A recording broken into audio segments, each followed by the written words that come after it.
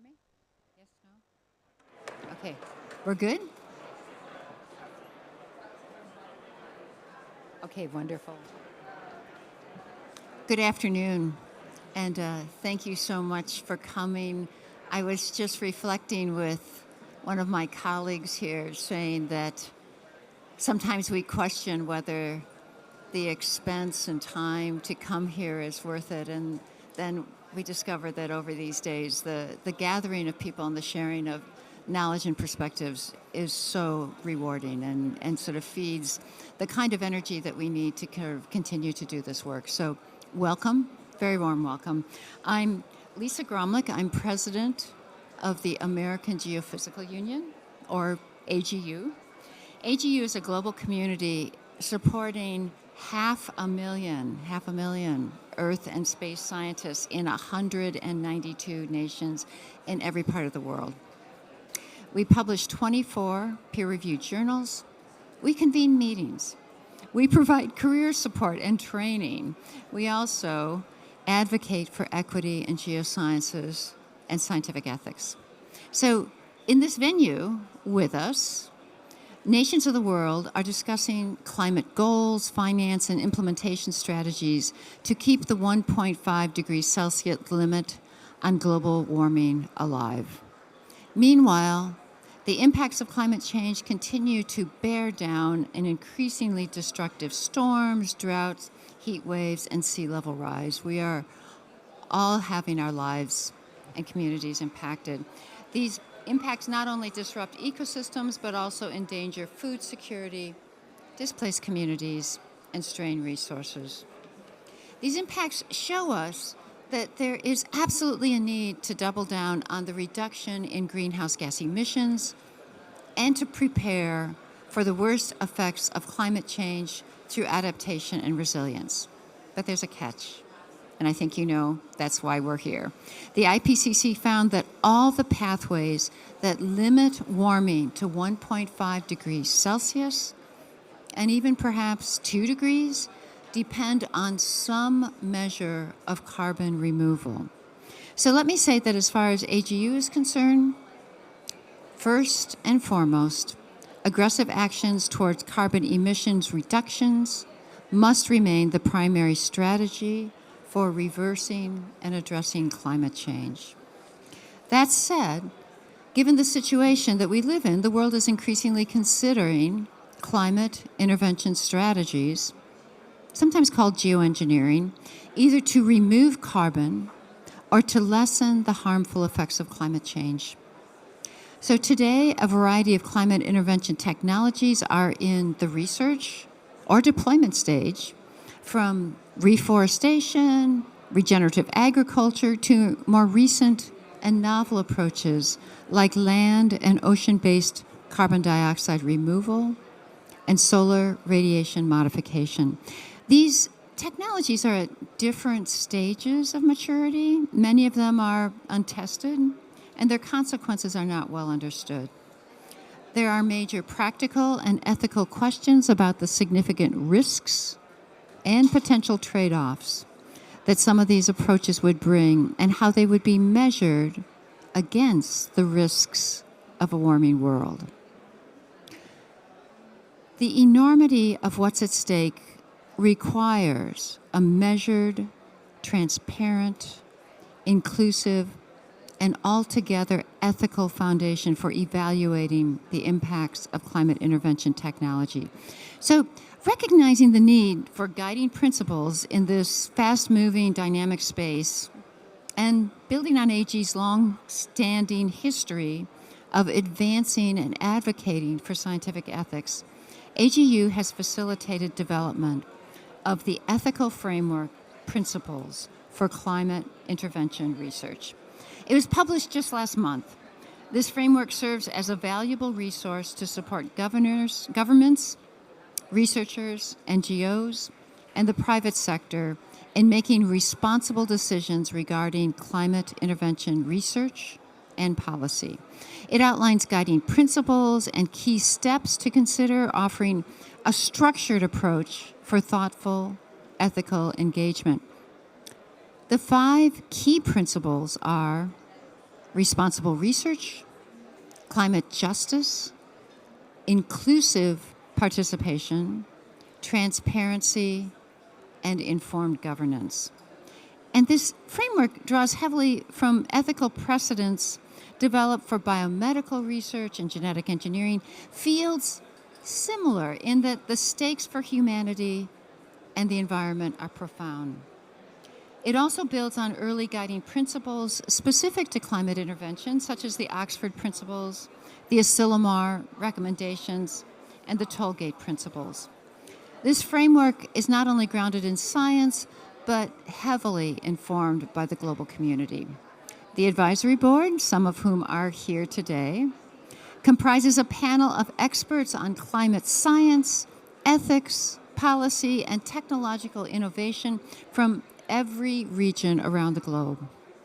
Additionally, the draft framework went through a rigorous 3-month public comment period and consultation process to include more holistic input from scientists and ethicists, as well as community voices, youth advocates, and many more. So this is a framework that is informed by and built by for our global society, and it's available in multiple languages. So having set the stage described in the ethical framework Principles for Climate Intervention Research, we're now going to turn our attention to this wonderful panel seated beside me to discuss the broader challenges, opportunities, and innovations when considering climate intervention and how ethics are informing the dialogue. I'm going to introduce them all first and then turn to them for individual questions. So first we have Margaret Leinen, Director of Scripps Institution of Oceanography and Vice Chancellor for Marine Science at the University of California at San Diego. Thank you for joining us, Margaret. Next we have Axel Michailova, who is a researcher on international climate policy at the Institute of Political Science at the University of Zurich and a senior founding partner of Perspectives Climate Group. Hello, Axel. And rounding out our panel today is Aliyah Hansen, Director of International Policy for the Alliance for Just Deliberation on Solar Geoengineering. Thank you, Aliyah. So, questions. We have asked you to reflect on 2 questions and would love for you to address them before we transition to a group discussion. You've got about 7 minutes per question, even though I know we could go on longer. So, Margaret, here you go. You have been working on climate intervention research ethics for a long time, and I'm personally really grateful for the early work that you did in that area. How have you seen the scientific and ethics community come together over that period of time? And do you think we are now at a point where the research community, very broadly speaking, is ready to embrace ethical principles laid out in the framework? And then building on that question, what are some of the most promising innovations in ocean science that could contribute to climate intervention strategies, and how can these be implemented responsibly? Please, Margaret. Great. As you mentioned, there has been a lot of discussion about how to go about thinking of for climate intervention. And in preparation for this, I went back to look at some of those early attempts, and the first one that was actually published was the Oxford Principles. And I'm going to just read the principles, because one of the things that's very interesting is how we have evolved, but they haven't really changed substantially. So the Oxford Principles, and this was, we were calling it geoengineering in those days, and this was really focused on actually doing geoengineering as opposed to research.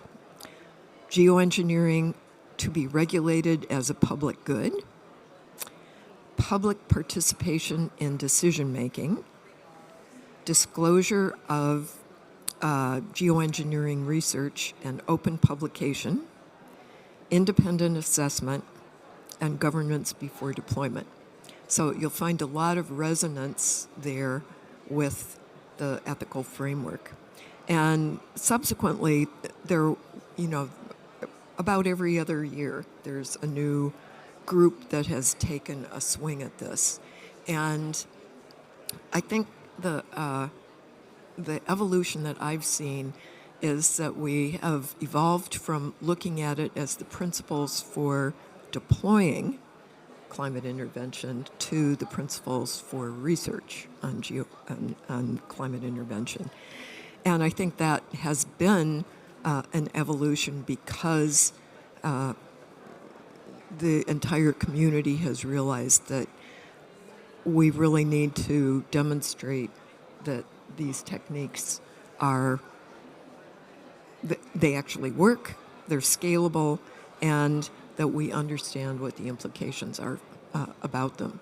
And that we ought to back off and just focus on research for the time being and not even suggest that anything's going to be deployed until we've done a lot more on the research side.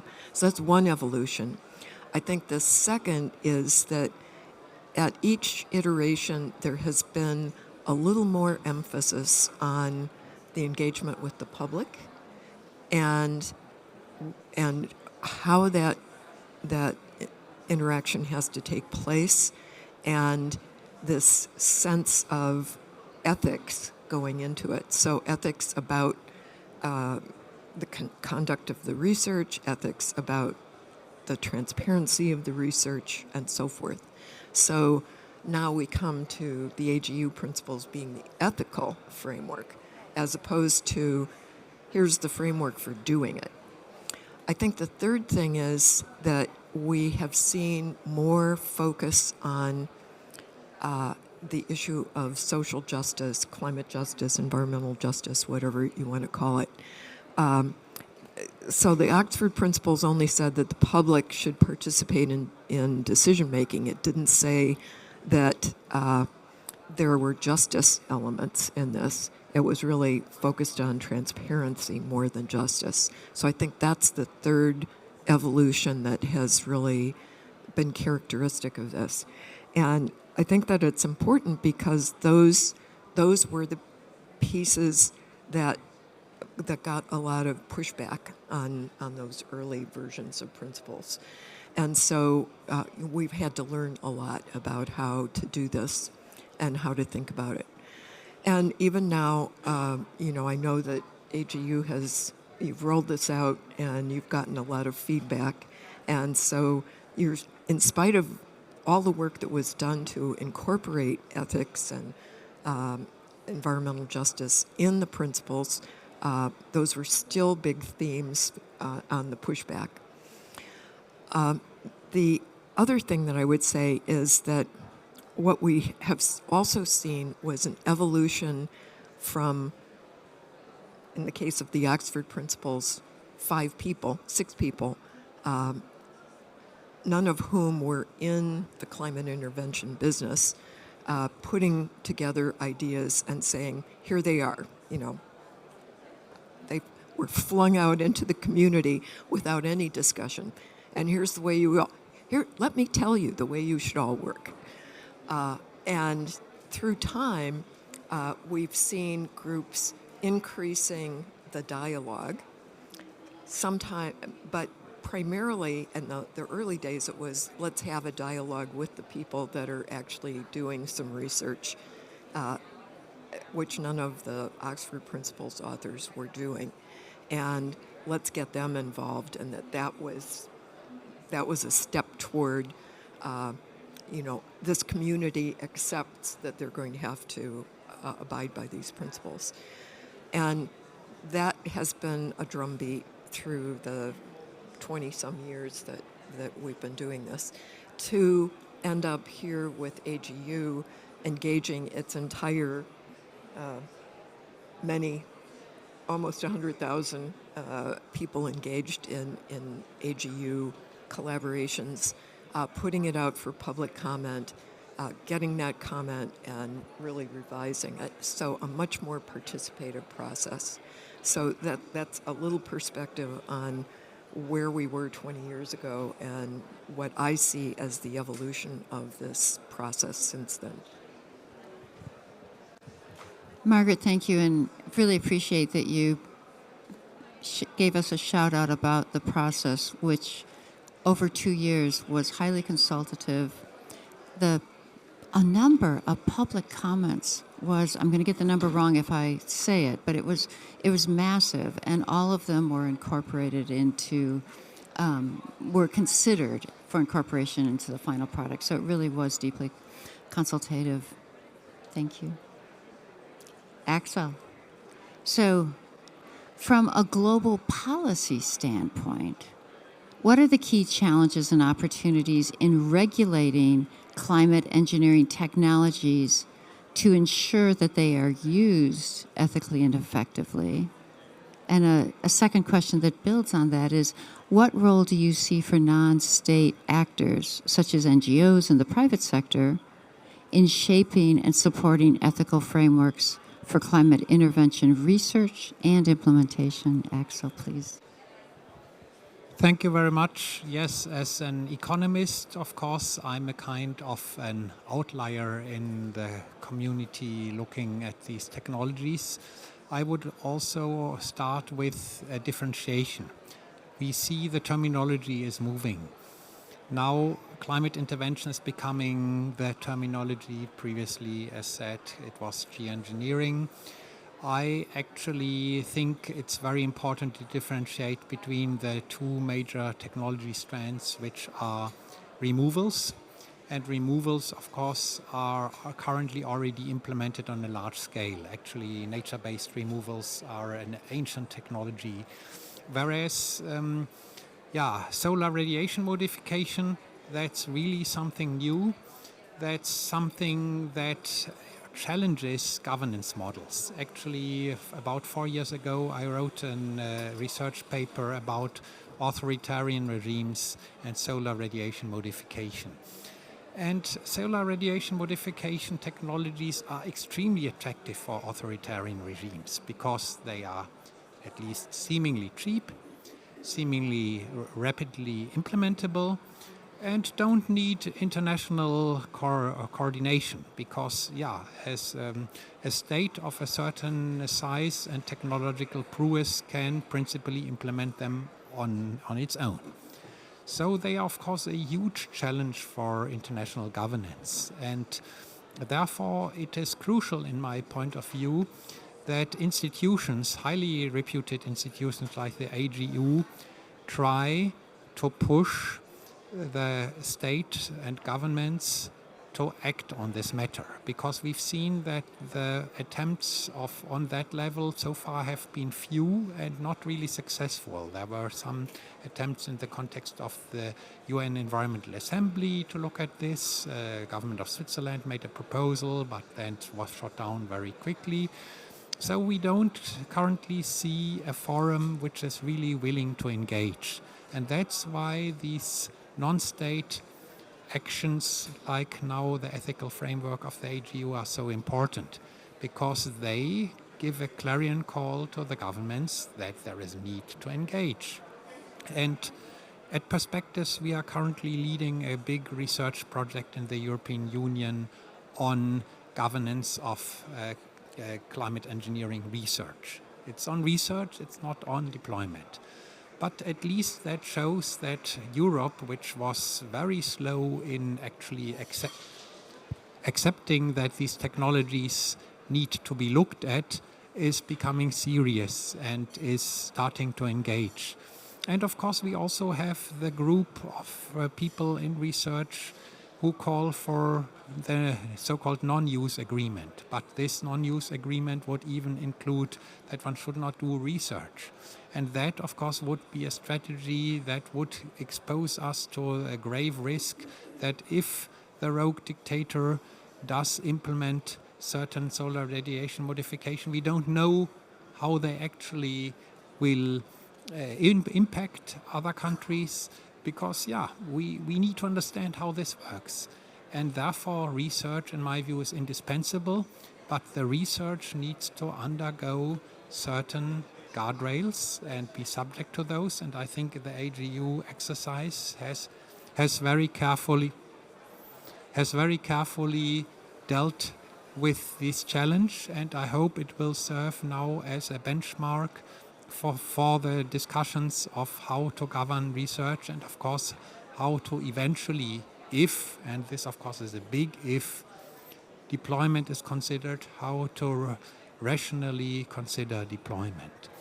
And therefore, I really congratulate AGU to the endeavor. It was a long endeavor, and as mentioned, it was really bringing in a lot of comments. The writing team had to do a lot of work, but I think it's now a good basis on which one can continue these deliberations and bring them in these halls and make governments listen. And of course, I would hope that, for example, events like the Global Forum of Degrees next May in Cape Town will provide an opportunity to actually really continue and further drill down. And I think we need more dialogue and not less dialogue, because I see often a very ideological framing of this discussion, and I think it needs to go beyond ideology. Because, well, as we see the geopolitical events of the last weeks, they show that, these technologies are probably now more likely to be considered by policymakers, and therefore it becomes even more relevant to engage in research, but on an ethically robust basis. Thank you. Axel, thank you for your comments, but also for your leadership in this very large EU project and continuing to sort of be involved with other ways we're promoting global dialogue. Thank you, Axel. Aliyah, 2 questions for you that you can build on. Considering the unique socioeconomic and environmental contexts of the Global South, what are the primary ethical concerns associated with implementing solar radiation management technologies in these regions? And second, and related, how can policymakers in the Global South ensure that SRM initiatives are developed and deployed in a way that is inclusive and equitable, particularly for marginalized communities who are often most affected by climate change? Aliyah? Thank you, Lisa. And I think for the first question, I'd start by focusing more on the actual governance more than on implementation of the technology. I think when you have conversations with representatives of delegations in the Global South, the main concern is the moral hazard, which is something that comes up often in both the Global North and the Global South. But the moral hazard is obviously a legitimate concern. And so, how do you deal with this? This is a real challenge, because there is a real possibility that this could become a reality. So I think this is something that we cannot take lightly, and we need to be addressing it. And in the governance process, this would be where we would be looking at ways to address this and make sure that we tie whatever action and research in the field of climate interventions to a commitment to continue moving forward quickly with net zero and net negative emissions policies. I think a real challenge for countries in the Global South is capacity. And I don't mean capacity as in the Global South doesn't have the capacity to address this issue, because they don't, but because they have real constraints with regards to the resources that are made available for them. When you speak to delegations of countries in the Global South, they attend meetings with smaller teams than Global North countries would. So how do you, using the example of UNEA, where there was a second resolution tabled in February this year, You had some delegates who had to run from room to room at the same time. There was one delegate for 3 resolutions on the table. I'm not even going to, they don't even have the basic information to be able to really position their country's arguments on the table, but they're actually trying to triple themselves and be in 3 rooms at the same time. So there's a real issue that we need to be looking at when we're discussing these issues. I think capacity building at different levels. There's a very urgent need to do some capacity building at the policy level. So delegates, representatives of countries in the global south can deliberate on these issues at the multilateral level. But there's also a whole bottoms-up approach that needs to be taking place at the same time. And you need to be able in your own country to have some consultative processes as well where civil society organizations and population at large, the most vulnerable communities, local governments, are having these conversations and bringing their concerns to the decision makers and to the research community. Another big ethical issue is the research. Most of the research, as most of us know here, is concentrated in the hands of the global north. How do we support the global south so that it is able to identify the questions that are the most relevant to their local realities? How do we channel funding so that they are able to conduct their own research using data that comes from the global south, from their local realities, and not just using models that use approximations and guesstimates of what the impacts might be. These are all very serious concerns that we need to be looking at. And I think, thinking a little bit about this COP and the conversations that I've had, a lot of delegates, whether it's Global North or Global South, actually are still not aware of these discussions. It's still a very marginal conversations. We're still having it on the margins of COP. And it's surprising to me that we're still having to have these conversations at the margins of COP and we're not able to get this into the process of the UNFCCC. I understand the limitations of the convention. I understand that, there are real concerns from the convention about the moral hazard and the perception that would be the result of accepting this or including this in the formal agenda. But I think this is doing a disservice to the Global South, because until the Global South kind of has a mandate to be looking into this, how do you expect a small country with a small ministry and a small team of negotiators to have the bandwidth to be looking into something as futuristic looking as climate interventions when there's so many other pressing issues, when they're dealing with the impacts of climate change on a daily basis, and where they're struggling to have their voices heard at the negotiation table, still struggling to get the money that was promised all these years ago and that is still not materializing. So I think there would be it's, I think, time to really start considering bringing this issue to the UNFCCC. And I'm not suggesting that the UNFCCC should take it head on, but I think we need to have an articulated approach at the UN level. We have fragmented governance at the moment. We have a little bit happening in UNEP and UNEA. We have a little bit, we have some UN institutions that are looking into it. UNESCO looked at the ethics. The HCR was looking at the human rights dimensions. All of these are good efforts that are leading in the right direction, but we need to be able to articulate those into something more comprehensive and holistic. I think I'll stop there. Aaliyah, I really appreciate how you pivoted there towards what are the practical things? Everything from increasing awareness to how this works within the context of what can be, for many people, a a somewhat black box of what the UN processes are like. And I think I'd like to pick up those comments and ask all of you, and Aaliyah, this will sort of build on what you said. In your mind, particularly for we've actually got a full house here. What are the actionable steps that we can take, and that's we collectively, you're in this room with me, that we can take immediately to ensure that the ethical framework for climate intervention research is adopted and implemented globally?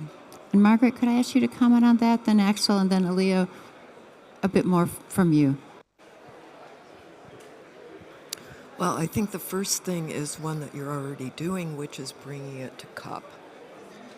Even if it's on the margins, at least it's here. And we haven't had those kinds of discussions before.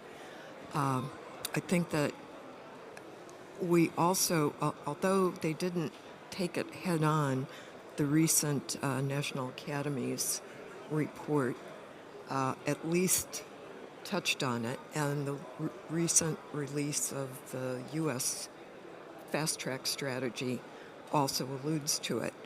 And I think that that is one of the tools that we have. To the degree that we can get countries to say, we are paying attention to it, then they are the ones that are negotiating.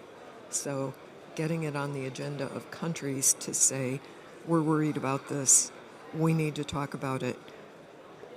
Governance has got to get in here somewhere is one of the strategies that I think we should be emphasizing.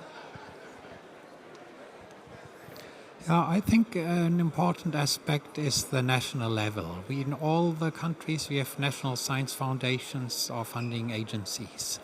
And if these agencies would actually implement those principles in their funding guidelines, we would gain a lot, because then it's clear that most researchers will try to get funding from these agencies, and they are aware of it. At the same time, one would have to engage with the philanthropies, because philanthropies often underwrite such research. We've seen some musings from philanthropies in the US that make me think that maybe we should more proactively engage with those to prevent that they do some things that may run counter our aims, and therefore trying to really do bottom-up work to ensure that the research funding is going into the right direction.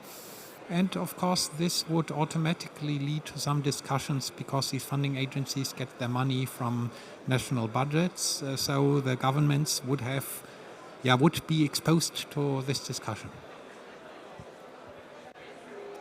I don't know how much more I can add to that, to be honest, but I think it's important to make stakeholders aware of these guiding principles, and if there's a mechanism to be able to incorporate them, whether it's at the local or national level or at the multilateral level, it would be wonderful.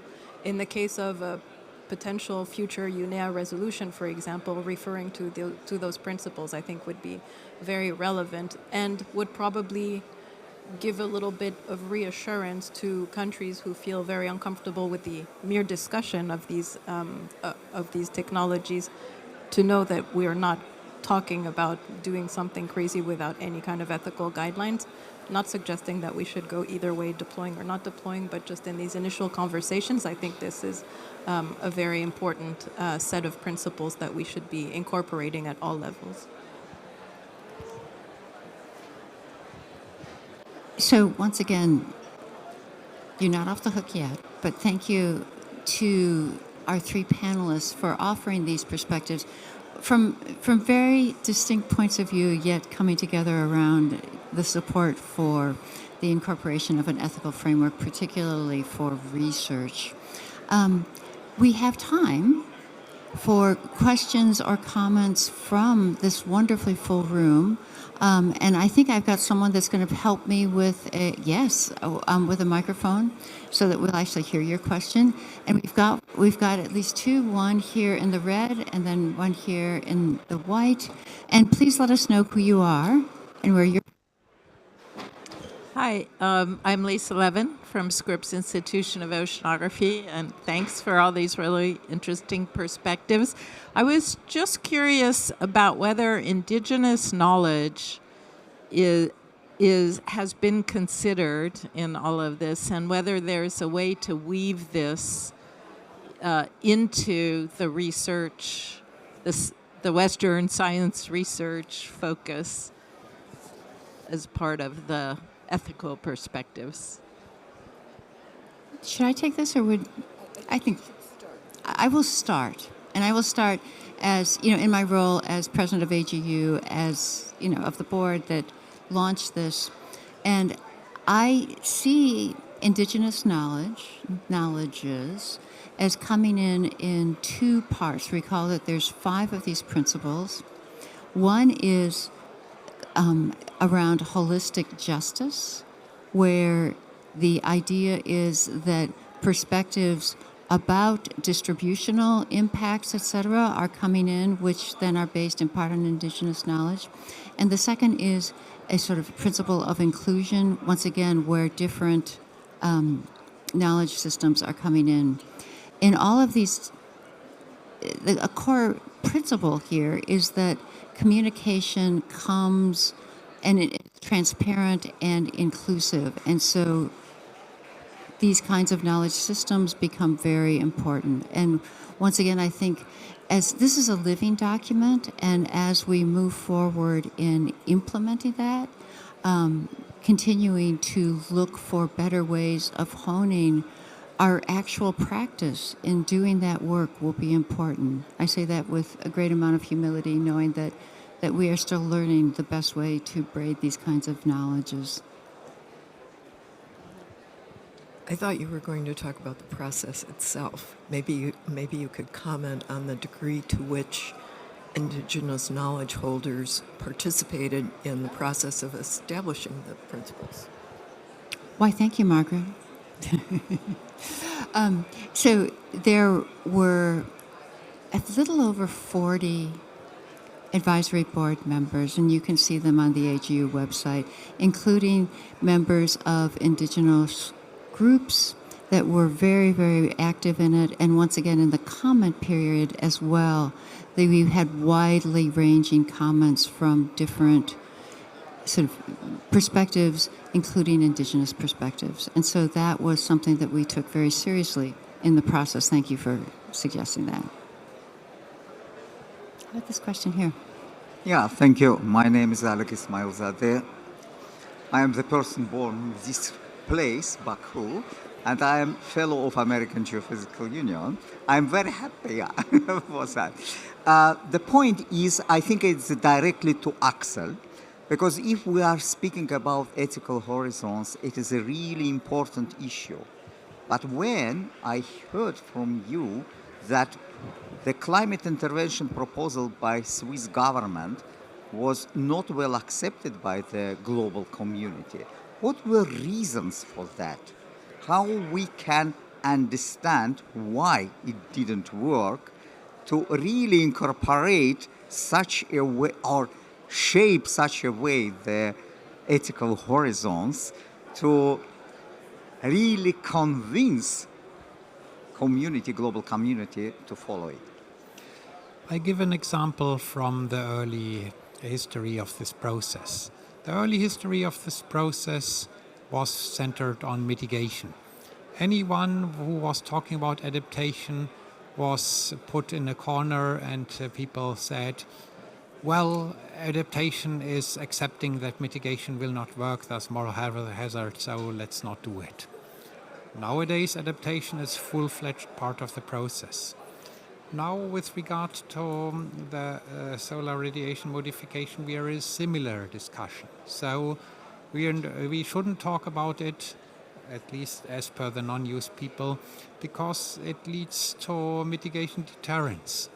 So I think that the first thing we need to do on the international level is to convince governments that this is in need of a serious discussion, because otherwise, at some point where the climate crisis really turns into the situation that there is a widening emissions gap, mitigation policies are not sufficiently funded, then the topic will come up and the reaction time will be much less. So it would be a wise step, and I think everyone should work towards it to convince the nations in these fora that this is now not about mitigation deterrence, but that this is an important discussion to be had in the context of overall dealing with climate change, and that that those who actually propose it don't have a hidden agenda to deflect from their mitigation contributions. That's why, of course, I very much liked the Oxford principles stating very clearly, well, mitigation, mitigation, mitigation. So the entire community sitting here and discussing should, of course, credibly push this, because if we have the slightest indication that we are not discussing valuable solutions, but just some shortcuts that may be very dangerous, then of course we would be rightly put in a corner. You know, I noticed that we've got some familiar faces that have been part of the process of coming up with the ethical framework and commenting on it, but we also have some new faces here as well. And so I want to encourage questions, including people that might be newer to this conversation.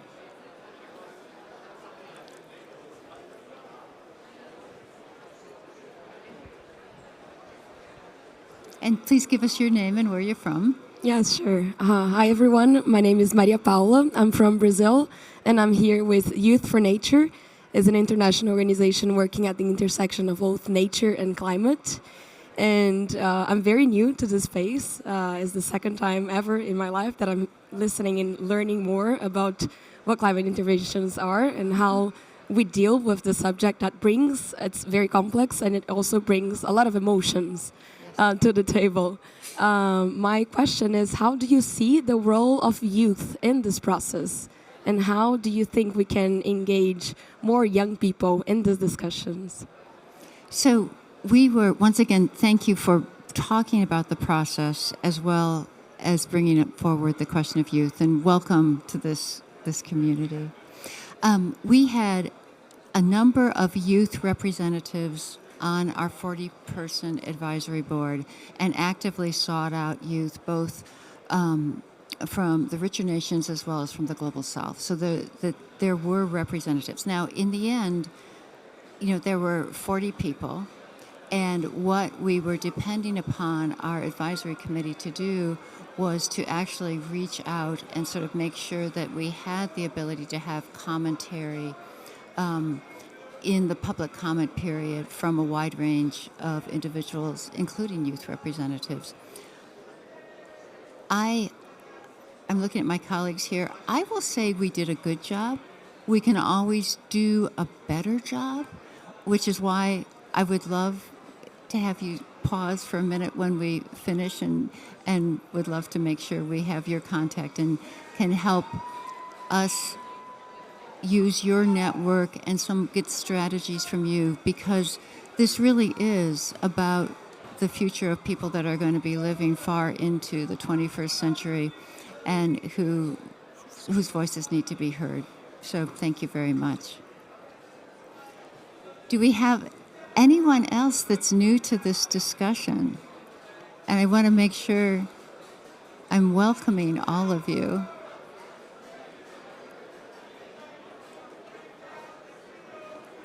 Okay, I see somebody that's near the front. I'm looking at the person with the white jacket on. Do you have any questions for us? Thank you very much. Jill Story from the World Ocean Council. I think it's a fantastic discussion. And it's just a case of how will we know from a scientific perspective when we get to a tipping point? Is there some kind of process or because it's very easy, I think, as humans to sort of just get used to the norm. And how will we know at what point we should be looking at more intervention? Can I pass that to my panel?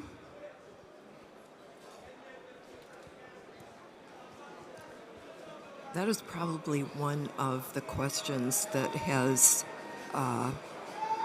vexed the scientific community more than almost anything else, because the nature of tipping points is that they're nonlinear, and so they're very hard to predict. There has been some recent work, probably over the last maybe 4 or 5 years, and there are a couple of very interesting papers in the literature about signs of tipping points. And I would say that the interesting thing is that there is some scholarly research on this, and it's based not just on our environmental tipping points, but other kinds of tipping points. And second, that what it implies is the need for much more dense observation to be able to detect evidence of these signals that precede tipping points. And it's also a little hard, I think. Some of the literature says this is just a special case of acceleration, that the acceleration is very quick. Others say that there's a fundamental difference between a tipping point and just an acceleration of a current direction. But all of them imply the need for more observation. I don't know if either of you want to.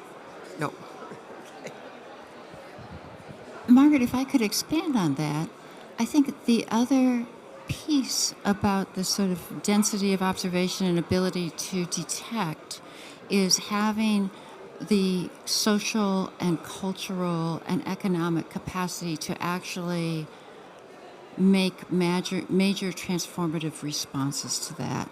And once again, I think that's where I feel a great amount of pride with the way in which AGU increasingly is reaching out to social and behavioral sciences, economics, communities of faith, other places where that pivot, that a tipping point can be very motivating towards change. But what actually changes is not just our technology, but our culture, our belief systems, our values, really fundamental parts of our communities. And so I think that the question it's a very profound question that you asked. I really appreciate it, and it really brings together both some of the most forward way we're moving our science, but then also ways in which we as scientists see ourselves as embedded in larger communities that are going to be about, create the capacity to adapt to change. Tipping point type change. And you know what? I appreciated the fact that you let me call on you even though you didn't really have your hand up. That was very gracious of you. Okay, so you can learn from her. If you squirm too much, I'm going to stare at you and have somebody so. Does any? Okay. Thank you. I'm Jacqueline Stevels, University of Groningen. I'm a marine biogeochemist working on sea ice. And I must admit that I have not been involved in, I'm aware, I'm an AGU member actually, but I have not been involved in the whole process, although I looked at it. One of the things that when I scrolled through the sort of points that you wanted to discuss in the earlier phase of this whole process was that it occurred to me that there was no space, and maybe that has changed in the later stages, for particular areas that are so vulnerable that they actually should not receive any climate intervention at all. Of course, I know that you are talking about research, doing research only, and not about actual deployment. But I can imagine that you can have a kind of a degree of sort of leveling off of the sort of research that we already know that we should not it cannot not lead to a positive result, so it should not even be investigated. Did you ever discuss that? So in the guidelines, there is the assumption that while there are some indications at this point, based on research, that there are places where a great degree of caution should be had. What we were concerned with was the process by which we provide to communities, writ large, the kind of research results that allow a inclusive, transparent process of decision making about where are there places that might be or should be considered hands-off.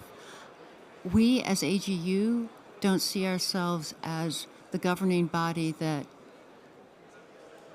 puts our finger on the map there, but we see ourselves as creating the process by which we've got the people assembled that are not just the scientists. That we have the robust science and the community engagement, the engagement with funders, the engagement with policymakers, to allow us to come to that. And would be really interested to hear more from you, one-on-one about where you think we might be most concerned about accelerating that process because of areas that might be most vulnerable. Oh, good. We've got 6 minutes left, and we've got a question. Hi, Kalina Grab from Hui. So I love hearing this discussion, and I appreciate. I feel like it's kind of throughout COP. I've heard different discussions about the ethics, and I'm curious what you think is currently missing, and or what we need to focus on to make it actionable to actually implement these ideas of ethics and justice. Oh my goodness, I could not have planted a better final question. Thank you so much. What do we need to do to make it actionable?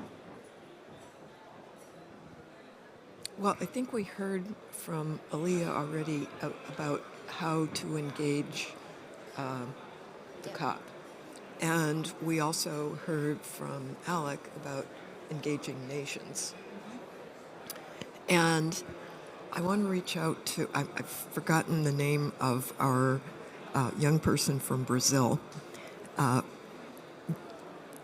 So I'd also say that engaging youth on this, or younger people, is really important because they ask the questions that are less filtered and less politically correct than the rest of us, because they feel that in this particular area they have so much to lose. It's your future, and also that they have so little to lose because they're not part of the system yet.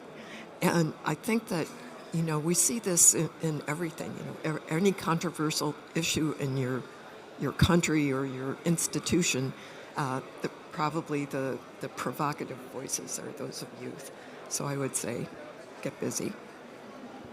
Well, and I think that behooves us. Thank you, Margaret. I appreciate that. Those of us that no longer consider ourselves youth, but are the people that convene classes or convene workshops, et cetera, to ensure that those voices aren't just heard in a token way, but that there's a really deep engagement about what are the values and perspectives that are underlying those.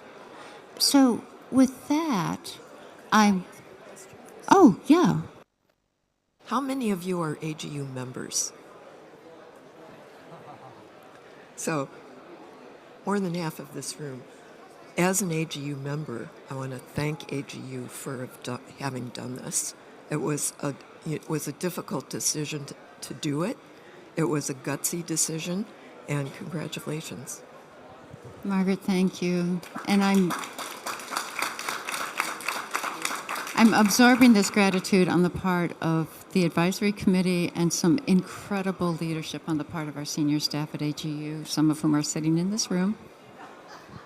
Yeah, and just to add that AGU was willing to hear the voices of other disciplines. I would have never thought that I would be asked by a discipline which is very far away from my own to supply input, and I really appreciate that.